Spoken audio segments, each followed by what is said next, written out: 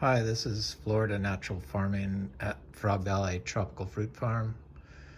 And in case you haven't been here before, this is a certified biodynamic tropical fruit farm in Vero Beach, Florida. And everything we grow is organic. So I've been growing some citrus from seed for about 3 years now, and we finally got our first fruit. And this is the Mikko Lemon, and I probably planted about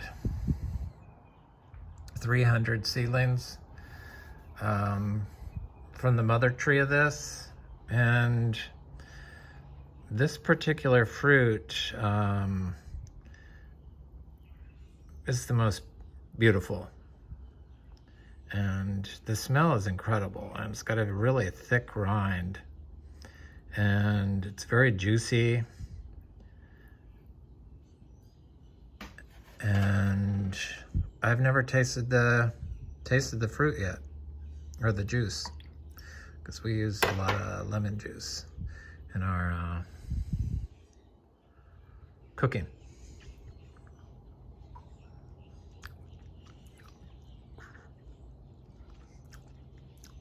Whoa, it's super tart, as you'd expect from a lemon. But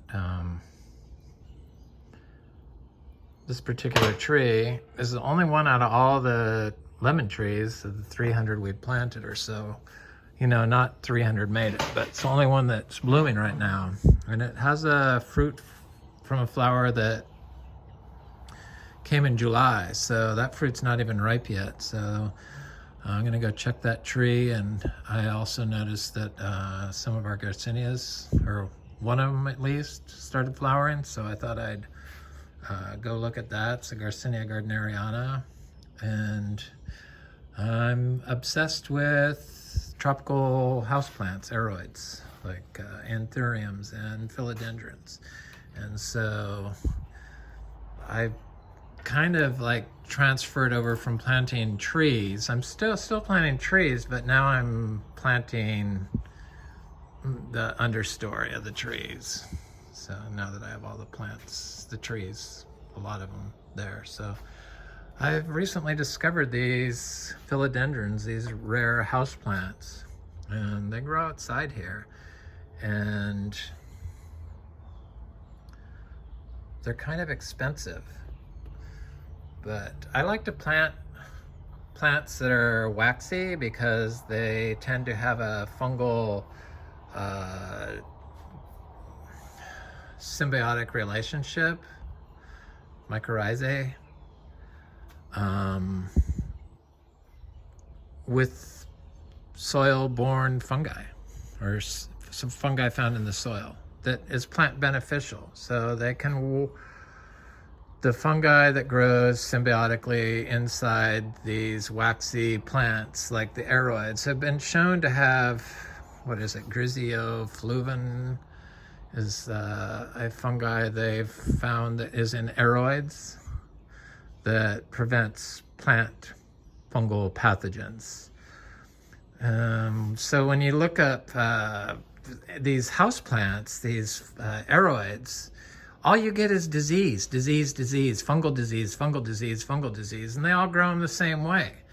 And or it seems like that. That's all I can see. They grow them in bark or peat, bark and perlite and charcoal and peat, and they're able to grow in that probably because they have a high fungal presence in their tissue, or they've developed this over years, and that's how they're able to grow outside the soil and attach themselves to trees. I'm certain is because of the fungal connection. So today they grow them in pond, or like water, and like a hydroponic system with leco or something like that. But we grow everything the exact same way, and it's in a biodynamic compost that we make here on the farm. I make, and it's perfect. It seems to be perfect.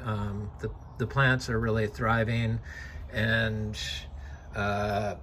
this is the Anthurium veitchii, King Anthurium, and you can see that they're like, this is Philodendron pastazatum. This is Philodendron gloriosum. It's got a new growth point there. And this is Anthurium clarinervium, I think, or crystallinum, one of the two. So they're kind of interesting, and all these rare houseplant people, they like use fungicides and everything, and it's just, I don't know, it's so unnecessary here for us. We kind of want to encourage the fungal component to reside in our plants, and if you're using fungicides, you can't really do that. So these are all going to be planted out in the orchard floor because they grow outside here in this part of Florida, and they like our soil. So this is Philodendron Pariso verde. It was a tiny little plant, and it's grown all these leaves just since I had it. This is Philodendron painted lady. This is that Philodendron burley marks variegated that I bought the little node because they sell these little sticks, that bottom part where the leaves coming out of, and they're not cheap, which is crazy. They got really expensive since COVID started. This is Philodendron warocquianum, my current favorite, I think. And this is Philodendron billetiae.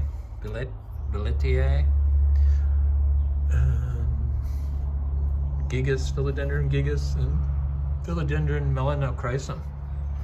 And I have Philodendron chironae. So yeah, they're like totally, they do great in organic situations.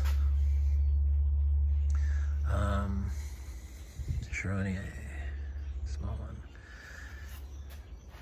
Leaves get huge on these things. And then I got a bunch of begonias. I like them. I like this particular one. It's quite beautiful. This one struggled because I didn't realize I didn't water it or didn't do good after travel. But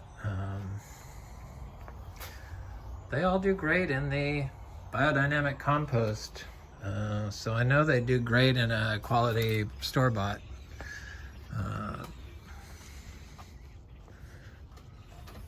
fungal dominant healthy soil system like the marijuana growers use, probably in California, if you can't make your own compost. So I'm going to go back and look at that citrus.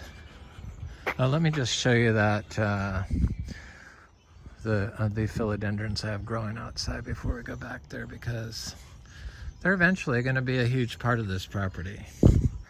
I love this aspect of moving past the having to focus solely on fruit trees and being able to move into the plant landscape portion of the farming. So this is a Philodendron gloriosum. Just got a new leaf that grew up from a node. It was a node that I bought. I got 2 nodes from this first one. The first one was dead on arrival, and the second one was mostly dead, but it finally came back, and it's a huge, huge leaf. This is a Monstera deliciosa variegata. This is a Philodendron melanochrysum.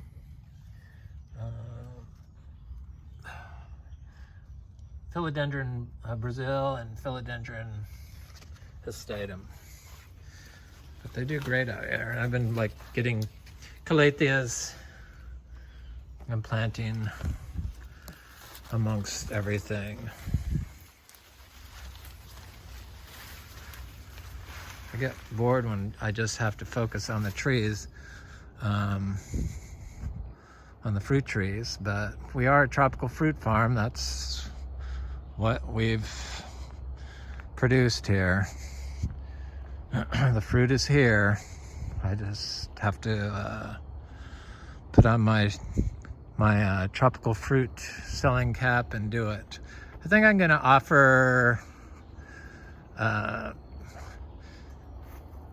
mangoes to be shipped for $10 a pound this year. I'm not going to do it until I get closer.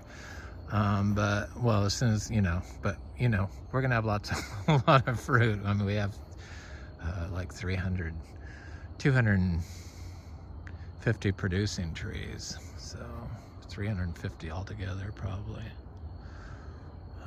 All top tier, mostly sugarloaf and coconut cream and pineapple pleasure and fruit punch and cotton candy and sweet tart.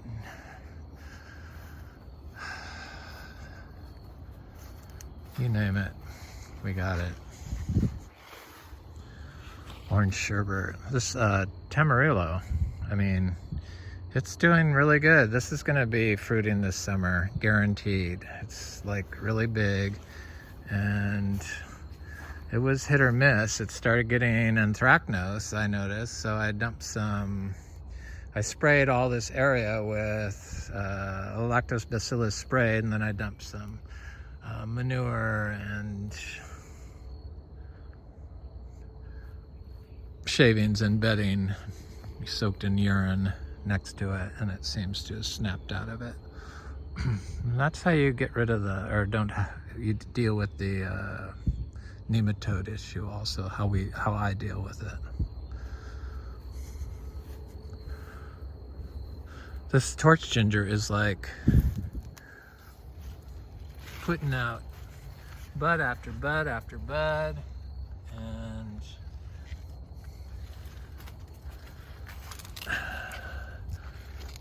these are so waxy, these flowers. I mean, they're just, that's a flower petal from it. They're like,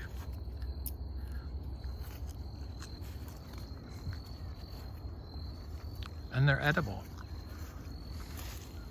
And they're good.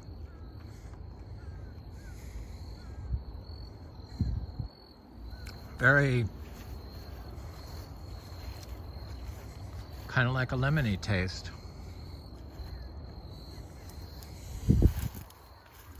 Yeah, we're gonna have a lot of mangoes.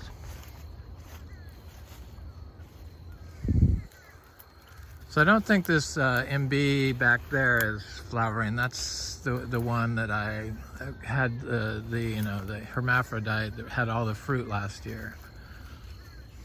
It doesn't even look like it's close. This is that Rasapote that flowered last month, and it appears like it's set fruit.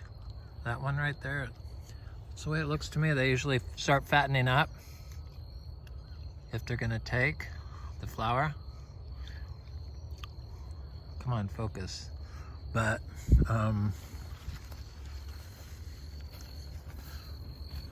that would be nice to get more than one crop of Rasapote a year. I have not turned the water on any of the grafted trees. I'm not going to this year.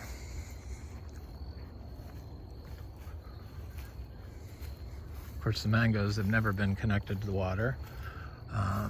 Sugarloaf produced fruit last year, and it's obviously gonna produce some fruit this year. The lychees are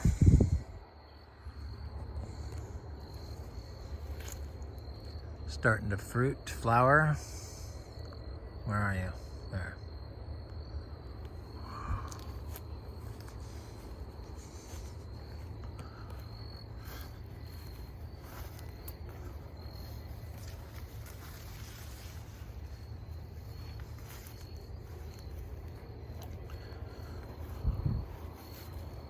So yeah, hopefully eventually I have all kinds of those philodendrons and anthuriums growing throughout here. all over these weeds. Of course, these weeds will probably be all covered in shade and mostly disappear. So this is that large cashew tree that we got all our little cashews growing from, and it's tripled in size since last summer. It's getting quite large.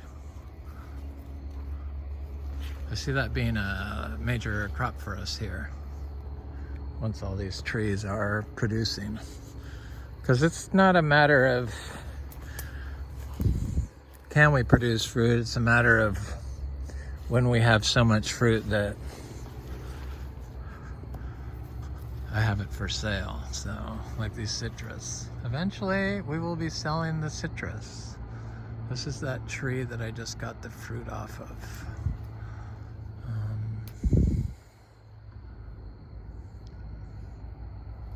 And I know I saw blossoms on it. I think sometimes gets a little leaf miner. There's the other fruit that looks like it's not going to be ready for a while.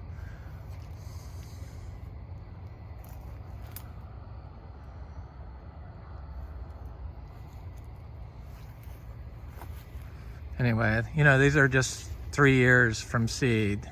So, I'm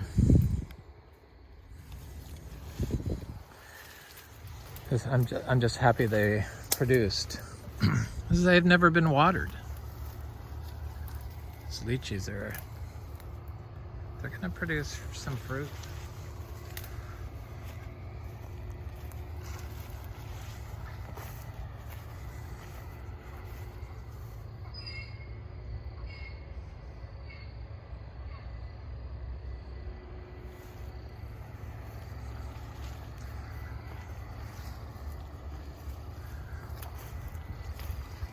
So I get so bored with just the fruit trees. I mean, I love the fruit trees. I didn't plant and hoard so many of them that, and plant them and figure out how to grow them if I didn't love them.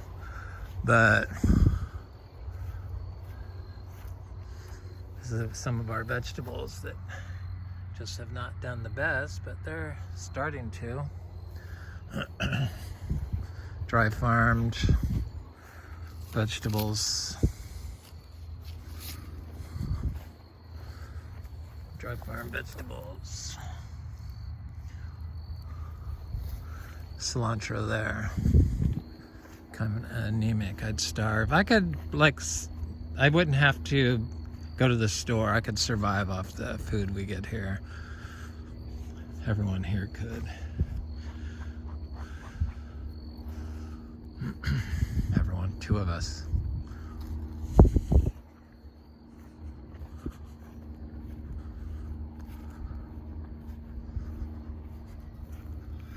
These are some turnips I planted. I didn't realize I planted them, that are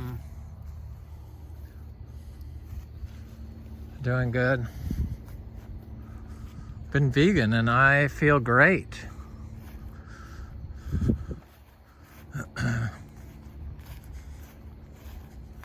I feel great eating vegan. Just over all this sickness and COVID and stuff. Lychees, yes. Over it. So I read in the paper, or I saw the headline, leaky septics is the cause of all the manatee die-off. Because they want to detour from all the other stuff. It couldn't be the billions of pounds of glyphosate you spray on the waterways directly on the Indian River Lagoon. Couldn't be that, could it? Nope. It's like, it's the pollution. You can't just say it's one thing. It's all the pollution. It's the microplastics. It's the are floating through the air. It's the smoke that your neighbor's emitting from burning all his debris. It's the chemicals that people use in their house. to clean. It's the chemicals that people use to grow stuff on and prevent fungal disease. That's biology killing all of it. These are looking good. I've been eating off this quite a bit, but this wasn't the most successful dry farm produce I've ever done, but I could see I could do better, and I think maybe I could do them in lower spots that are more prone to being wetter, and I could do them closer to the house. The trees don't seem to mind. These are all dry farm trees that, you know, were planted together. I see one there that looks like it's suffering, but everything else looks great. No water because it hasn't rained here in a while. And 3 weeks is a drought here. But these black sapotes don't seem like they mind. These are the grafted black sapotes.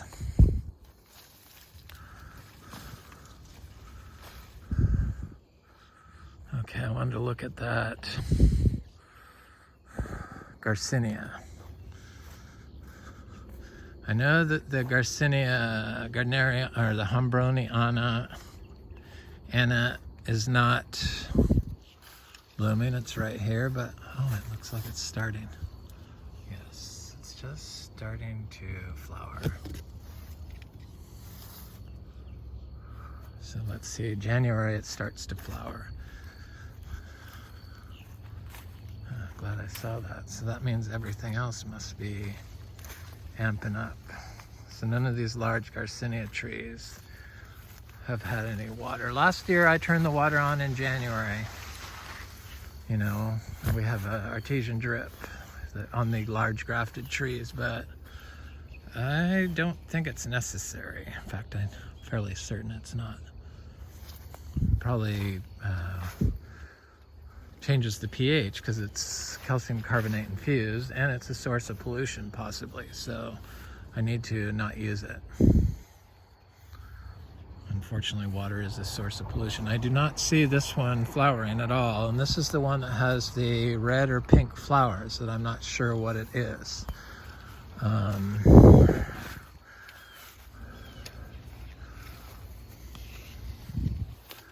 But it doesn't have any flower buds starting. Okay, who else am I looking at? I don't need to look at Brazil. I don't need to look at Intermedia. Maybe I should look at this one over here though. This one I don't know what it is. It's Garcinia. Oh, I know what I need to do. I need to look at madruno. But this is a Garcinia that it's not. I'm fairly certain it's not hombroniana, and I'm fairly certain it's not. It has a different leaf. The leaves are much fatter on this tree.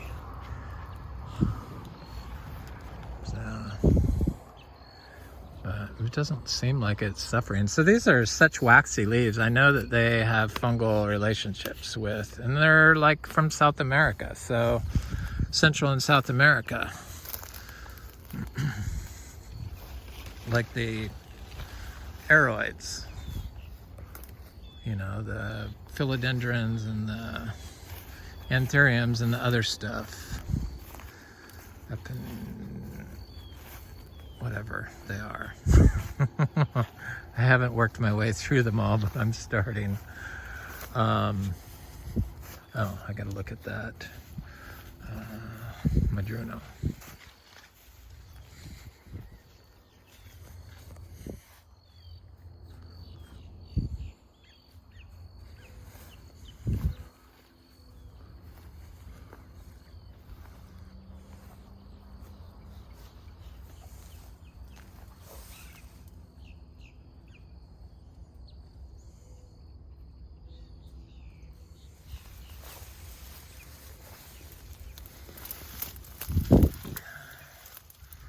Yep, I see this is starting to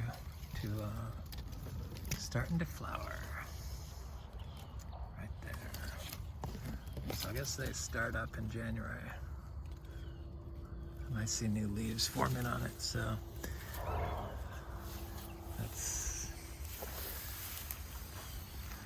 that's good. So that's the Garcinia madruno that fruited last year.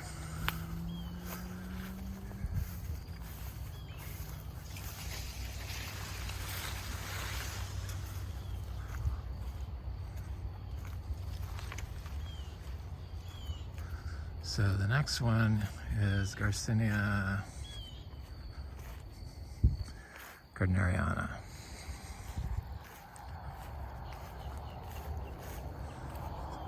And I know that it had a lot of flowers. It fruited last year.